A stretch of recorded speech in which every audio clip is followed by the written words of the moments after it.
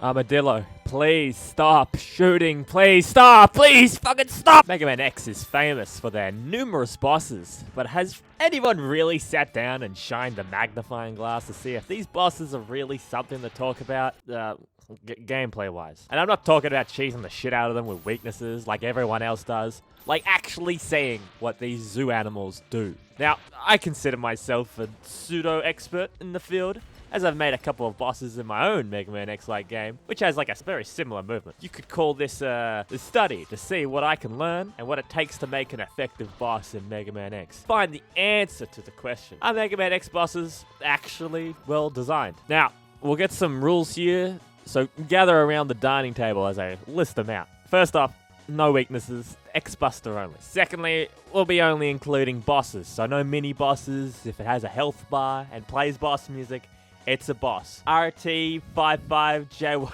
the fuck? You're sitting this one out. And since Mama didn't raise a pussy, we'll be using no upgrades at all. No hard tanks, sub-tanks, default X-Buster. We'll be using the dash boots because it's literally in every other game. And yeah, that's it for rules. Fuck, that was easy. For the intro fight, we have Vile. But you can't win. It's not a fight. More like a brutal ass-kicking to humble the player as a playable cutscene. So fuck off, Boba Fett looking as Invincible Riot Armor motherfucker.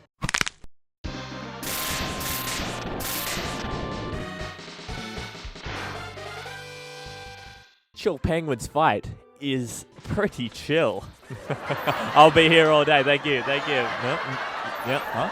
Yeah, I do birthday parties. Yeah, no, but seriously, he's a pretty laid-back fight and is a great first choice of Maverick. I mean, everybody fights him first anyway, because going any longer without the dash upgrade is like walking through a thick swamp. Chill Penguin's main mechanic is that he blows cold air to create these ice sculptures. You can be caught yourselves and be frozen over. And these ice sculptures still do damage, but also can be destroyed. He also shoots an array of ice chunks that will either fly straight or slide a bit slower along the ground as a sort of mix-up. Well, I hope that's the idea. Funny enough, you can use these ice sculptures as cover, which makes for some of the more brain-dead encounters. He can complete this attack by sliding through the ice, breaking them while also making him invulnerable, teaching the player about protective armor. Or he can jump to his hook, which turns on the igloo's air conditioner and pushes you and the ice sculptures towards your direction. Or he could just jump, which is funny enough his hardest attack to dodge, well, for me personally. So overall, I think this is a really good fight. And all the attacks seem to link and serve each other. He's piss easy, but there was a high amount of thought given into his design to teach new players the common mechanics of the game. Fucking A tier. Good job, Chill Penguin.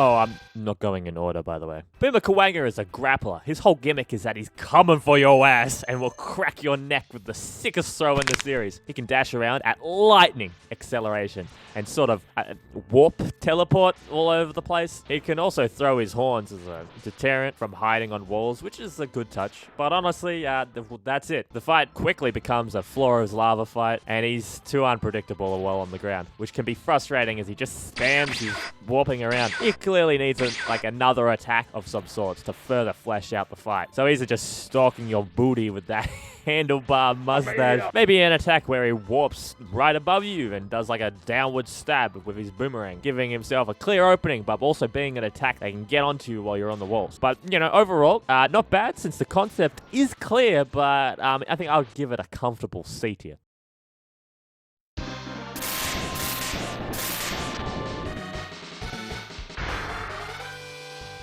Now, on the topic of ideas, I have no idea what they were going for with Flame Mammoth. He introduces the shockwave mechanic, which causes you to trip over after landing on the ground. A cool mechanic, which makes you pay attention to his movements by either jumping right before he lands or sticking to the wall. His arena is a larger room to account for his big size. I mean, he's a big fella. I mean, god damn. And has a conveyor belt, which mildly inconveniences you. He can yell to change the direction of the belt, which seems to play into his next mechanic, in which that he can drop blobs of oil. Knock, knock, motherfucker. It's the United States of America, and I hear you guys got oil. Which are not harmful in any way. However, afterward, he may start shooting little fireballs, which can ignite the oil to make a pillar. A feature most of you probably haven't even seen, as you have to try to get them to connect. And even still, it barely done anything. I mean, this guy fucking sucks. Perhaps the idea was stage hazards, but he just barely does anything other than just jumping around. And he's too damn slow to even attack you when you fall over. It's just pathetic. I feel bad for the guy. Maybe ditch the whole conveyor belt idea and keep the oil as like a permanent feature until it's ignited, and make the fire be directed at these areas. With the mechanic being that Flame Mammoth will try to trap you, so you're easily caught by his next jump. But yeah, I mean, it's not aggravating, so I'll just give it a D tier.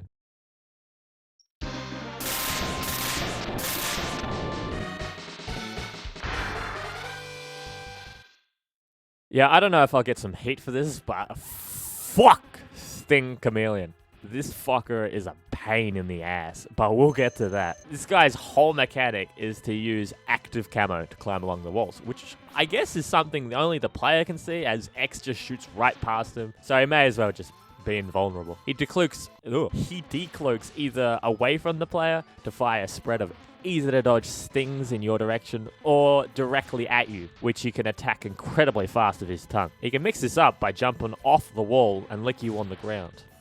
Freaky. My problems are this attack right here. It will jump and hang from the ceiling, causing it to rain down spikes in what I assume to be a completely random order. I don't know how to dodge this shit. Are you kidding me? They fall way too fast. You may as well just tank the hits and do damage, because that's the best chance you have, because this little fucker likes to stall like a motherfucker and go prone whenever he can. I am so damn sick of hearing that goddamn camo noise. Fuck this guy. Sick design though. F tier for fuck off. Alright, I need to get some air. Hold on.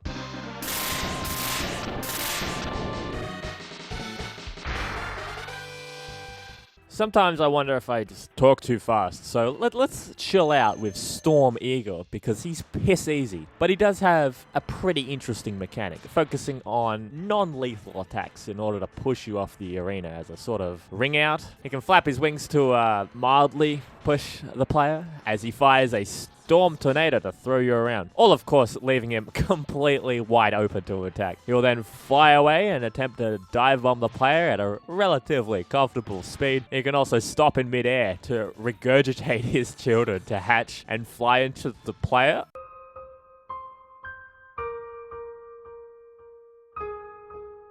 Which, of course, can all be quickly aborted with a well-timed charge shot. And that's it. The issue is that Storm Eagle is just way too slow. Every attack is almost thoughtlessly dodgeable. Like, seriously, I even tried it without the dash boots, and it's still barely an issue. Should have called him a Draft Eagle at this point. Yes, I know. I came up with that one just like right now. But overall, he still has a pretty decent idea, and it can attack in a somewhat competent manner. I'm gonna give him a C tier, though that feels very generous.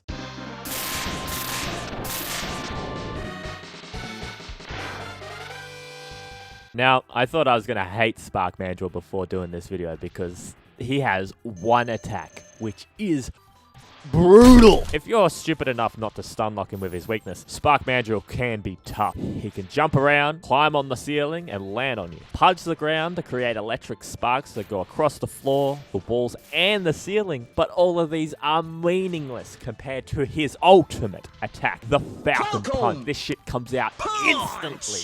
Like, what?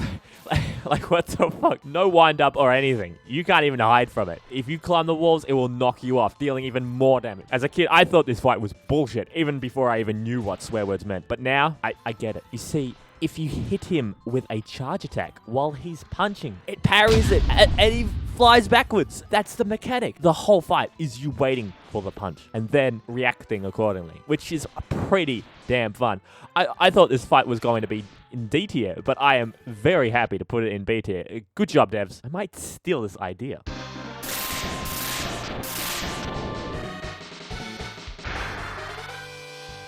Alright, I get that he's called Armored, Armadillo, but holy hell, this fight is truly something else. The weakness is almost mandatory for this fight, as he takes almost no damage at all. I mean, look at this. Look at this. His rolling attack is fun. I like that. But what else does he have? Well, he can shoot little projectiles that he spams to no end. But if you dare to counterattack with any form of charge attack, he just will absorb it and do his own charge attack. Now, my problem is that this is this is a whole fight. Charge attacks do 1 damage. I'm not fucking kidding. And that's if he's not blocking everything. So unless there's some hidden tech that I'm missing, you've just got to spam lemons until one of you gives up. Like, give him some more moves at least. Maverick Hunter X had something going on with the rolling attack. Maybe a spin dash like Sonic. Give him some sort of...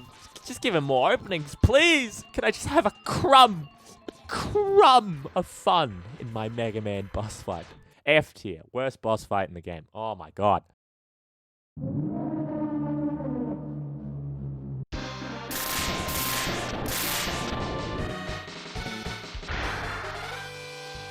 So Launch Octopus's fight is all about spam. This guy shoots an unrelenting torrent of rockets, and thank God you can shoot through them. This fight is almost impossible to get through unscathed with the amount of shit thrown at you. And that's not even counting the homing fish, which he seemingly fires 4 fucking times in a row. Oh, he can also spin around to suck you in and give you the good suck, giving him health. But I mean, you have to try to get caught by this attack, which is funny considering everything else. This fight is a guerrilla firefight. That's a bit one note, but is exciting enough. I think the devs should have made the arena, I don't know, a bit bigger, or made the boss start to chill the fuck out with the rockets. Maybe add more oomph to the whirlpool attack, make him fire torpedoes or something while he does it. Overall, I mean, it's got highs, it's got lows. I'll give it a C tier, probably an F tier if you're new to the game, but good luck with that, so sticking with the C. Here we go. Now we get the fight file. Oh my god, are you kidding me again? Alright, here we go. Now we get the fight file. And for an arch nemesis that's been hyped up throughout the game, he's rather lackluster. Like seriously, he has 3 attacks. He dashes around very fast, mind you, fires stud rounds, which guarantee the next attack, and drops bombs on the floor that just go along it. And, oh, that's it. Yeah, oh, that's it. All right, cool. Perhaps they were displaying like a theme of Vile being like pathetic and compensating with his choice of ride armor, but as a boss on his own, there's not much to say. Hence why he's only a mid-boss for his stage. Wow, the D tier. Kind of underwhelming.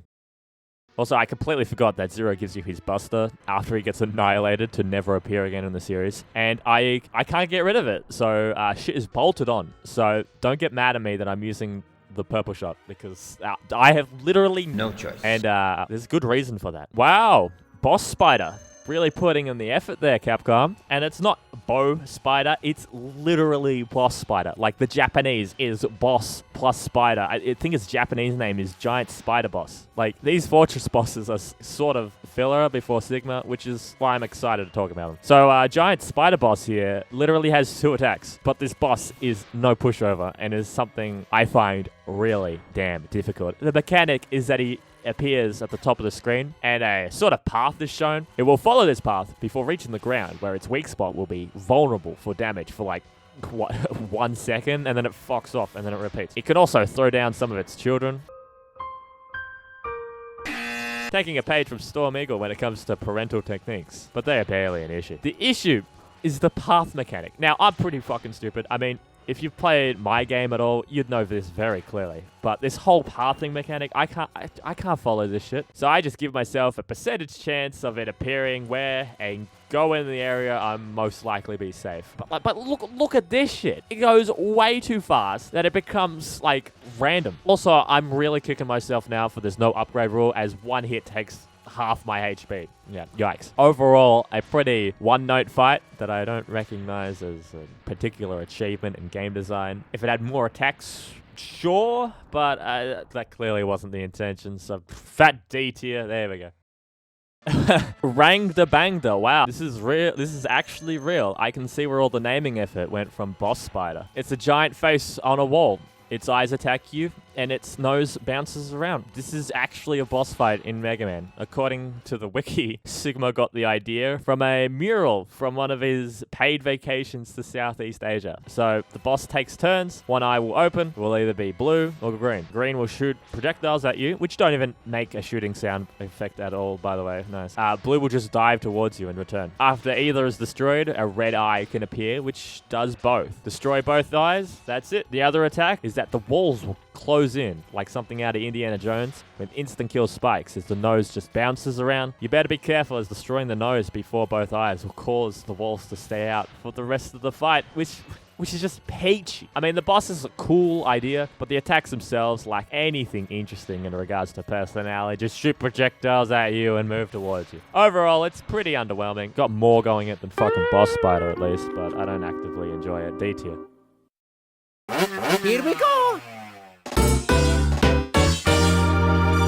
D-Rex is a rather confusing design. It's basically this big mouth car that drives around, both trying to crush you and chomp onto you as you dash between its gaping maw. Then it gives up and starts shooting large energy balls, which track your position if you try to go over it. But you can also simply just dash under it if you're below it. And honestly, for how limited it is, I think it's a pretty good fight. It's satisfying the dodge under its projectiles, and the suspense on which direction it will start driving towards and when to time your jump is pretty good. It can knock you down when it rams into a wall, and I swear some of its attacks are legally impossible to dodge, and yet I somehow get away unscathed. And the fact that it's a fucking dinosaur car alone is fucking awesome, and needs to be a playable character if we ever get a Capcom cart down the line. But C tier.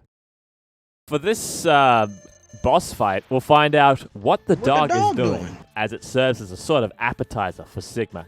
And believe you me, we'll get to him. This fight is actually pretty comfortable and features the dog somewhat running towards you and jumping around. I mean, it can wall kick, but not high enough to actually hit you before it just gives up, apparently. It can also shoot lob tennis balls and rising fire. And no, the rising fire can't hit you on the walls either. Well, not from my experience. D tier, it's not good, but it's not horrible.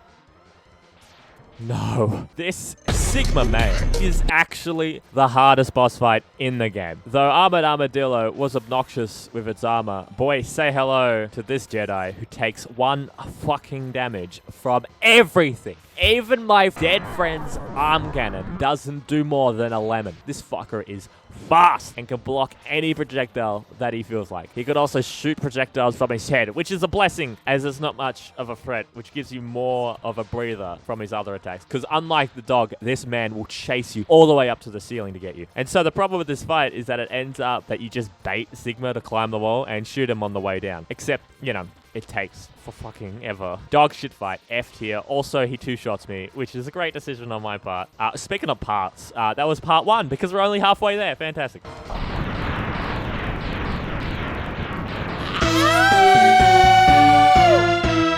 Holy shit, Sigma got a fursuit. And you know how I was bitching about Sigma and his armor? Well, we'll get this. Sigma, once again, only takes 1 damage. Yay. However, only fully charged shots work. Lemons literally just bounce off him. What the fuck, Capcom? Chill the fuck out. I get it. You wanted to make the final boss hard, but holy hell. The argument could be that this fight wasn't designed with my restriction in mind, so my criticism is a straw man argument. However, disregarding the whole armor mechanic and not using his weakness, the fight itself has other issues besides that. You see, Sigma got hands, which you need to use as platforms in order to hit his head. The only part that takes damage. These hands, of course, move pretty fast and require some timing to get onto. They are also spiked and deal damage on the sides, of course. Also, they periodically shoot electricity up and down, which leaves me a bit baffled. Was like the idea that you have to run from one hand to another before the electricity strikes. It would be interesting if it wasn't so damn fast and erratic. I mean, you'll see most of the fight is just me standing on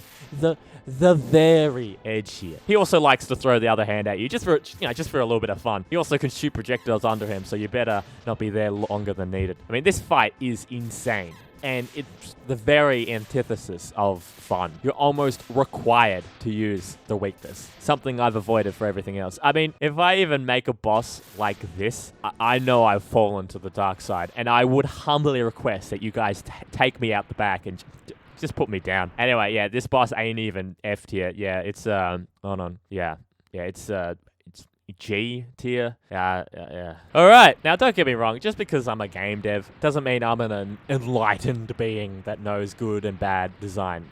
I had fun for the most part, and when it comes to the question, does Mega Man X have good boss design? No, not really, but that's okay, because it's only a part of the gameplay. That's not counting the weakness chain and the level design with upgrades that I strictly ignored. Mega Man X has some fantastic movement, but the bosses themselves are either too crammed when it comes to allowing the player to fully expand the movement, or their gimmicks and mechanics are just too demanding. Perhaps later in the series, when the developers gain more experience from understanding the movement, we may witness the full potential of this combat system. Anyway, that's it. If you want to prove that I'm a hypocrite who has no idea what I'm talking about, buy my game, which is very much like Mega Man X. You can fight my bosses that I've made and expose me for the fraud that I may be. Also, let me know in the comments if there's any tips and tricks I missed out or any misinformation I presented. I don't want to imagine the potential Armadillo slander that could be going on. Anyway, that's it. Piss off.